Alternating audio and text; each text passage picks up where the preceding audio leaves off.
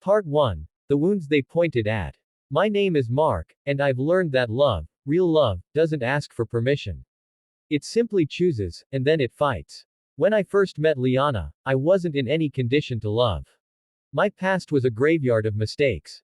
I was divorced, my ex-wife took nearly everything, and my relationship with my parents had crumbled like old brick. I was working 2 jobs, nights managing inventory at a shipping dock and weekends delivering furniture just to stay afloat. Liana was radiant, not just in the way she looked, but in how she made people feel like they mattered. She was a single mother of a 5-year-old boy, Jonah, and working as a nurse. She had this quiet resilience in her, like someone who had faced fire and came out with a stronger heart, not scars. We met at a grocery store. It was almost cliché. Her son was having a meltdown near the cereal aisle, and I offered him one of those dumb little keychain flashlights I had in my coat pocket. It worked. He stopped crying and started playing with it like it was the coolest thing in the world. Liana looked up at me with these ocean-deep eyes and whispered, "You might be a stranger, but right now you're a hero." We started bumping into each other more often. Sometimes at the store, once at a community health fair. I learned her husband had left when Jonah was 3 months old. He didn't want a family, she said, like she was admitting to something shameful. He just wanted the idea of one. We started dating. That's when the criticisms began. "Why are you dating someone with a child?" My brother asked. "She's just looking for someone to help pay her bills," my coworker sneered. "You already failed at one marriage. Why do you think this will work?" My mother said, her voice wrapped in disapproval. "Liana got it worse. He's beneath you," her aunt once told her. "A man with no stability and a broken history. That's not a future. That's a trap." We tried to ignore it. We tried to hold hands tighter when the voices got louder. But it wasn't always easy.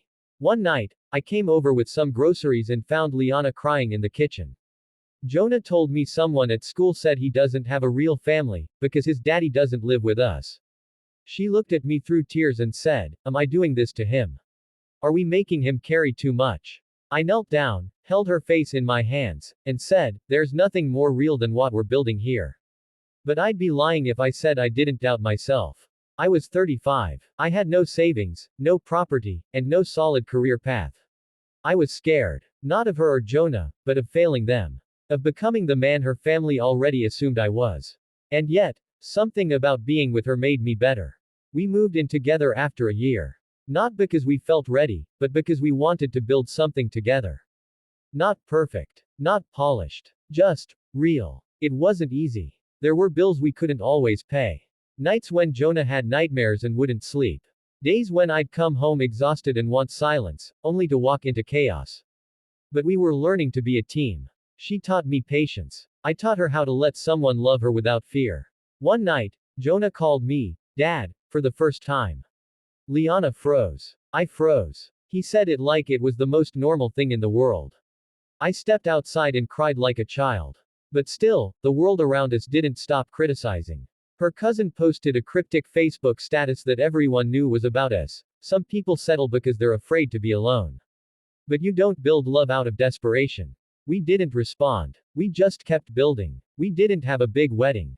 We married quietly at City Hall. No one from either side of our family attended. But that day, I looked at her holding Jonah's hand in his tiny suit, and I knew, this was more than marriage. It was a declaration. A rebellion against every voice that said we wouldn't make it. And that was just the beginning. Part 2. We fought the storm together. Marriage didn't magically silence the critics. If anything, it gave them new ammunition. Now they had more reasons to doubt us. "She married too fast. He's just playing house. Just wait till he leaves like the last one." But Liana and I weren't living for them anymore. We were focused on building something lasting, not in grand gestures, but in the small, daily choices. Like brushing Jonah's teeth while Liana caught a nap before her night shift. Or leaving her little notes inside the fridge on mornings I left early. Or standing in line for 2 hours to get Jonah the exact Lego set he wanted for Christmas. We started budgeting together. She took a few extra shifts to help me go back to school part-time. I studied business management, hoping to get out of night labor jobs and build something more stable for us. It was hard. Exhausting, even. But every time I walked into our apartment, beat down and sore, I'd see Jonah running toward me yelling, "Dad." And Liana smiling in the kitchen, and somehow it was enough. There were cracks, though. Some nights we fought. Over money. Over time. Over how tired we both were. There was one night I almost left. I was angry. Liana had yelled at me over something small. I'd forgotten to pay the electric bill. Again. I'm not your backup parent. She'd snapped. And I'm not your paycheck. I'd shouted back. She slammed the door. Jonah started crying in his room. I stood in the living room, fists clenched, breathing hard. I thought about my father. He left when I was 9. One fight. One slammed door. And then, nothing. That was the pattern I knew. But I refused to repeat it. I sat down outside Jonah's room and waited until he fell asleep. Then I went to our bedroom. Liana was sitting on the bed, crying silently. I'm sorry, I said. She looked at me with tired, red eyes and whispered, me too. I'm scared sometimes. That this will fall apart. That you'll wake up and realize we're too much. I walked over and held her. We are too much, I said, smiling. Too much love. Too much fight. Too much hope. That's what makes us work. We both laughed through our tears. That night, we made a pact. We would never let one fight write the end of our story. Years passed. I finished school and landed a job managing logistics for a local company. It paid better. I was home more. And for the first time, I felt like I was leading my family with pride. Liana started studying again too, online courses in pediatric care. She wanted to specialize. She said helping kids made her feel like she was healing parts of herself.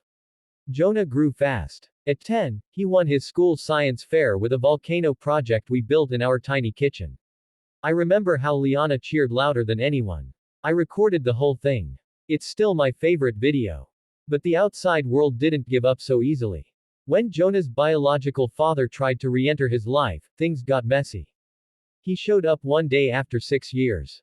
No warning. Just a letter in our mailbox and a sudden visit to Jonah's school. Liana was shaken. Furious. Scared. I don't want him near Jonah, she said. I didn't either. But legally, we had to face it. We went through court hearings, custody evaluations. Jonah was confused, angry. He started acting out at school. Once he told Liana, you lied to me. You said dad was here. It crushed me. I wanted to shout, I am your dad. But I knew, this wasn't about my ego. It was about his identity, his safety, his emotions. So we took it slow. Family therapy. Open talks. Long walks after dinner. Eventually, the court allowed supervised visits. Jonah agreed to see his biological father once a month, with me or Liana present. At first, it hurt to watch. But one night, after a visit, Jonah climbed into my lap and said, he's not really my dad. You are. He just left. You stayed. That night, I cried into Liana's shoulder again. We made a decision after that, we wanted another child. Not to replace anything. Not to prove anything. But because love had grown, and we were ready to grow more. It wasn't easy. Liana had complications. There were hospital stays, scary nights, false alarms. But eventually, a little girl came into our lives. We named her Arya. When I first held her, something shifted in me. A calm. A knowing. This was what all the struggle had been for. The critics didn't stop, of course. 2 kids now. Can you afford that? A baby in your 40s. Isn't that irresponsible? Why keep building on a shaky foundation? But we didn't even flinch anymore. We had learned that people only see what they want to criticize. They never see the 3 a.m. diaper changes, or the bedtime stories, or the quiet, I love you, whispered before rushing to work. They didn't see us. But we saw each other. And that was enough. Part 3. The family they said we couldn't be. Our family didn't grow perfect overnight. It grew like a tree through cracked concrete, stubborn, slow, but steady. Arya was a miracle. A loud, messy, curious miracle. Jonah adored her. At 12, he'd read her stories every night. He even changed diapers without complaining, well, not too much. I had traded night shifts and exhaustion for board meetings and early mornings. Liana had completed her pediatric specialization and was now working at a local clinic. We weren't rich, but we were comfortable. Secure. And for the first time, we could take a vacation. We went to a quiet cabin near the lake one summer, just the 4 of us. No internet, no screens. Just hiking trails, marshmallows, and long talks around a fire. One night, while Liana was rocking Arya to sleep inside, Jonah and I sat outside by the fire. He was quiet, poking at the embers. Do you remember when I used to call you, Mark? He asked. I nodded. I don't remember when it changed. But I can't imagine not calling you, Dad, now. I smiled but didn't speak. Sometimes, silence carries more gratitude than words. Then he said something that stayed with me forever. You didn't just marry Mom. You chose both of us. Even when no one else did. That sentence was the reward for every wound, every insult, every sleepless night. But not everything stayed peaceful. When Arya turned 3, Liana's mother fell ill. Cancer. Fast. Aggressive. This was the same woman who once told Liana, he'll ruin your life.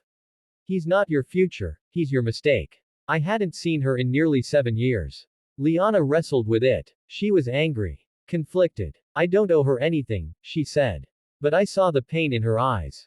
The child inside her, still waiting for approval that might never come. So I offered to go with her. Not as her husband. Not as the man her mother had scorned. But as someone who loved her enough to hold her hand through anything. Her mother was in a hospice bed when we arrived. Thin, pale, defeated. When she saw me, her lips parted. Not in disgust, but disbelief. You stayed, she whispered. I nodded. And I'm not going anywhere. She turned to Liana, and for the first time, something softened in her expression. I was wrong, she said. You built something stronger than I ever thought possible. That moment didn't erase the years of judgment. But it planted a tiny seed of healing. She passed away 2 weeks later. At the funeral, Liana held my hand so tightly my fingers went numb. I never let go. After that, life settled into rhythms. Arya started school. Jonah made the honor roll. Liana opened a small wellness clinic with a friend. I was promoted to regional manager. And one day, Jonah came home and asked if I'd adopt him officially. I want my last name to be yours, he said. You're the only dad I've ever had.